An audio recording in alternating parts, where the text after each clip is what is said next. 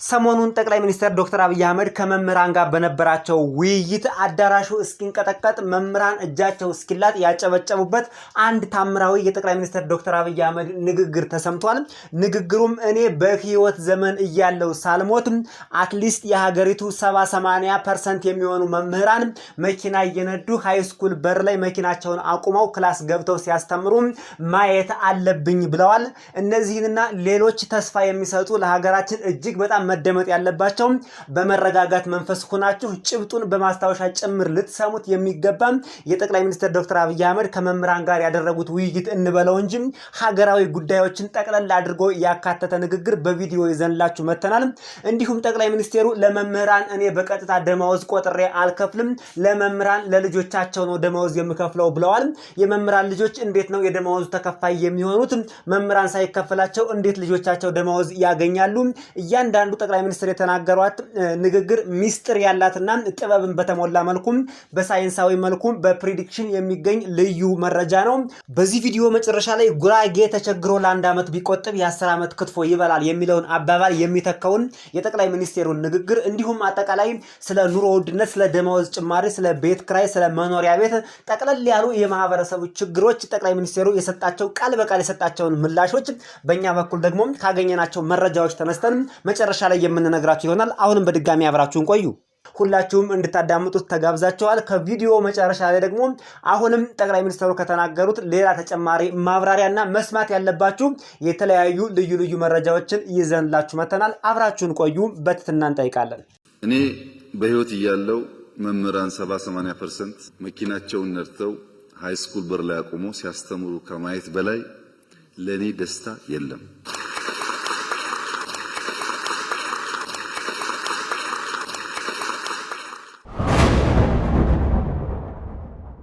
መምህር ግን ሲፈጥረው እዚህ ጋር ያለው የተጻፈለት ነገር እኔ የተማርኩበት ትምህርት ቤት የበሻሻ አንደኛ ደጋ ትምህርት ቤት እኔ ከእናንተ ጋር ስብሰባ ሳይሆን ፈልገው የቤተሰብ የልብ ውይይት ነው። ሃይስኩል ማስተዳደር የእያንዳንዱ ዞንና ክልል ስራ መሆኑን ማመን አለብን። ሃይስኩል ሲበላሽ የፌዴራል ስርዓቱ ግን ፌዴራሊዝም አብሮ አይሄድም። ይሄ ሃይስኩል መገንባት፣ የሃይስኩል መምህር መቅጠር፣ የሃይስኩል ደሞዝ መክፈል፣ የሃይስኩል መምህር ቤት ቦታ መስጠት የእያንዳንዱ ክልል ስራ ነው። ያን እንሻር ስንል ፌዴራል ስርዓቱን ስለምናፈርሰው ሌላ ደግሞ ኮንሲኩዌንስ ያመጣል ማለት ነው። ማስረሻ የሚባል መምህር ነበረኝ፣ የማትስ መምህር። ሁልጊዜ ለርኒንግ ባይ ኢንኳየር ይላል። ለማወቅ ከፈለክ ጠይቅ ይላል።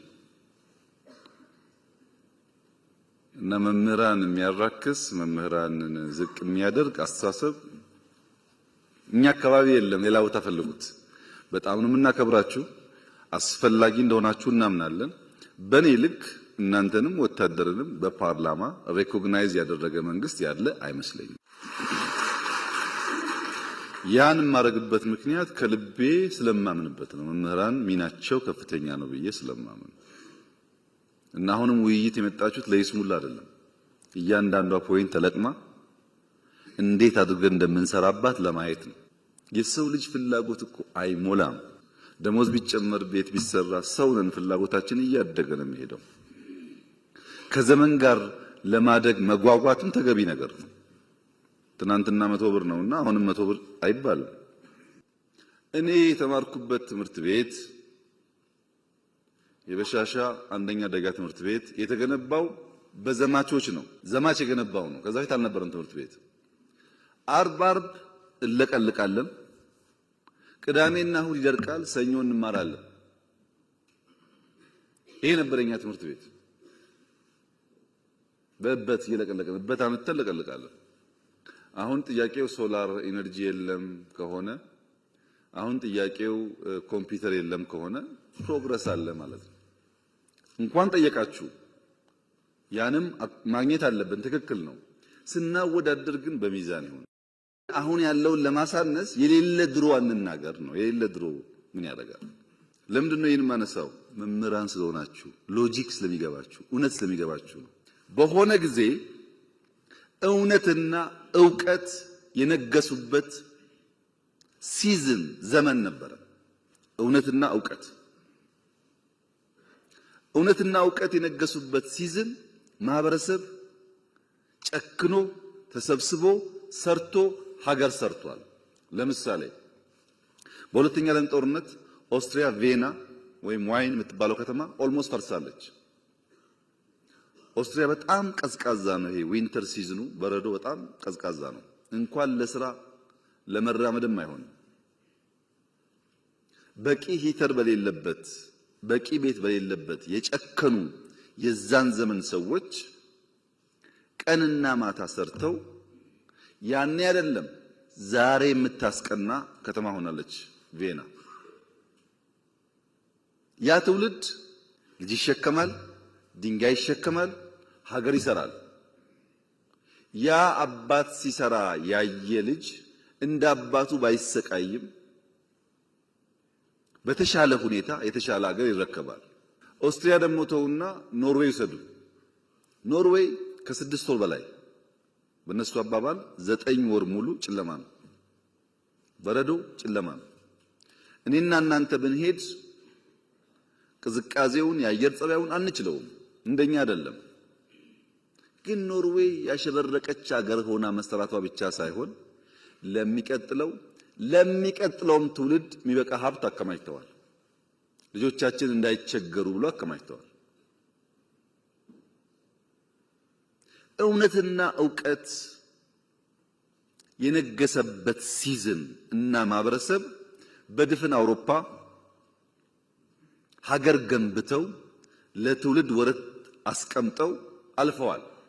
ኢትዮጵያ ውስጥ እውነትና ዕውቀት መስፈሪያ እንዲሆኑ ትክክል እንዲሆኑ መምህራን ካልሰሩ ማንም ሰው አይሰራም። እውነትና ዕውቀት ደግሞ ፈታኝ ናቸው፣ ዋጋ ያስከፍላሉ። እውነት ዝም ብላ የምትገኝ አይደለችም፣ ታስከፍላለች ዋጋ። ዕውቀት ዝም ብሎ የሚገኝ አይደለም፣ ታውቃላችሁ፣ ብዙ መድከም ይፈልጋል።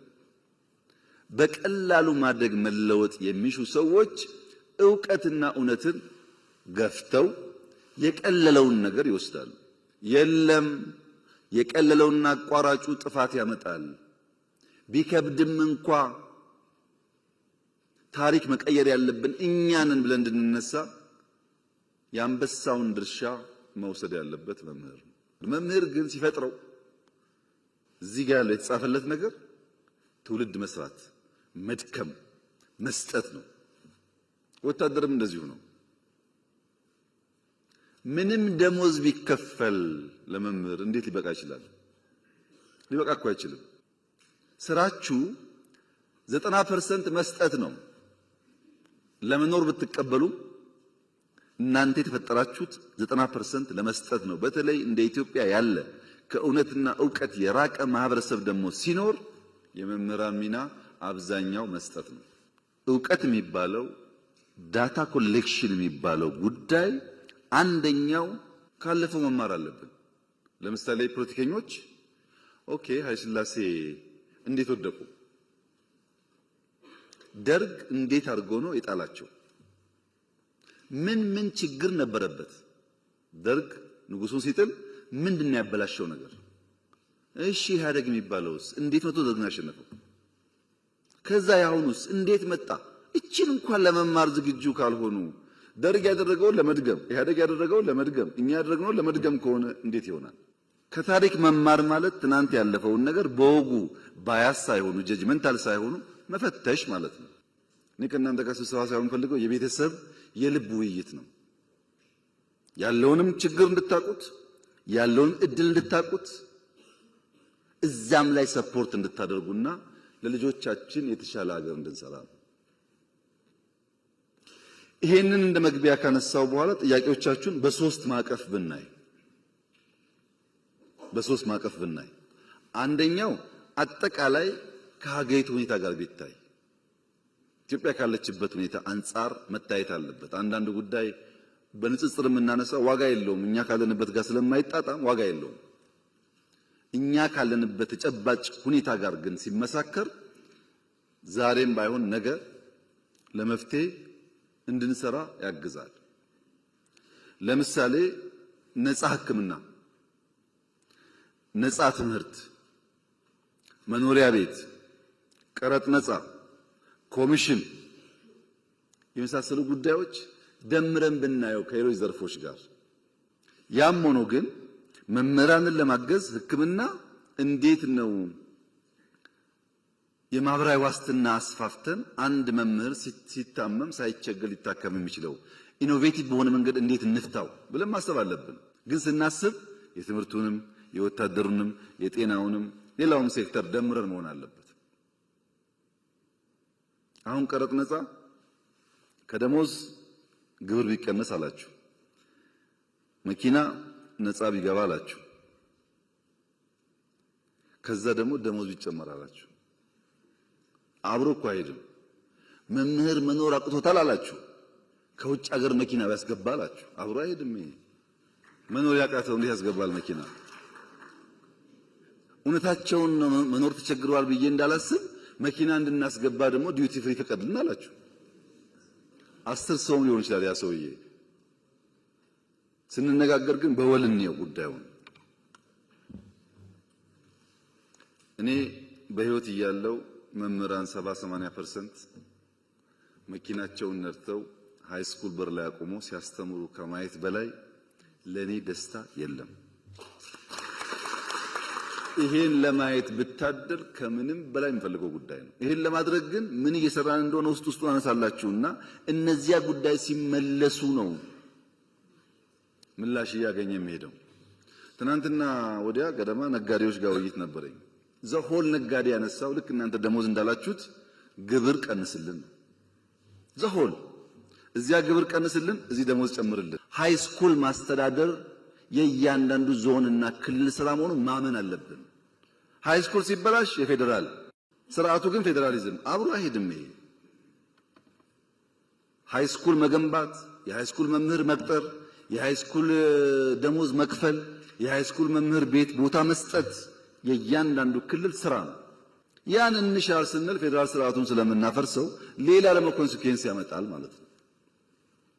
እናንተ ሁሉን ስለምታውቁ እንደራኪም የእውቀት ጋን ስለሆናችሁ በዚህኛው ያለው አደጋ በዚህኛው ያለው ጠቀሜታ ለማመዛዘን አትቸገሩም። በዚያ ስፕሪት ነው ማየት ያለብን። በጀት የቀነሰ አይደለም የኛ አሰራር። ዩኒቨርሲቲ አካባቢ ያሉ ሰዎች እዚህም ካላችሁ እኔ እስካሁን ባየሁት ጥቂት ዩኒቨርሲቲ ካልሆነ በቀር አብዛኛው የሰፈር ልጅ ቀጥሮ የሰፈር ቲፎዞ አምጥቶ ፕሮጀክት ምናምን ኮሚሽን ብሎ ወንበሩን የሚያደላድል እንጂ ዩኒቨርሲቲ ግቢ እንኳን የሚያጸዳ ሰው ብዙ አላየሁም። ግቢውን ተውት አገሩን